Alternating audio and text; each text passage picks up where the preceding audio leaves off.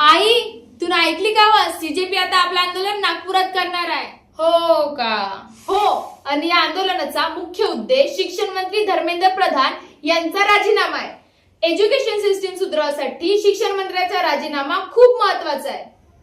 पण मला सांग, हा राजीनामा देईल मग दुसरा कोणी येईल याची का खात्री की जो दुसरा येईल तो एज्युकेशन सिस्टीम सुधारवणच म्हणून?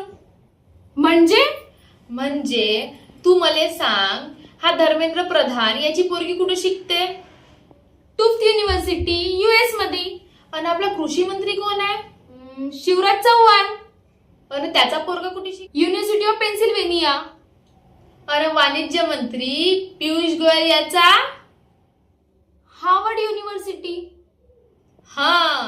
आणि इतकंच नाही, आपल्या सरकारमध्ये जेवढे लोक आहेत त्याच्यातून अर्ध्यापेक्षा जास्त जणांचे लेकरं हे भारताच्या बाहेर शिकतात.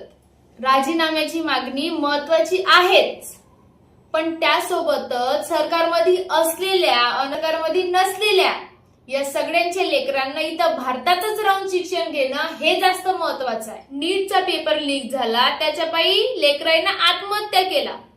याचा दुःख जवळून फक्त त्या लेकराचे मायबाप समजू शकतात.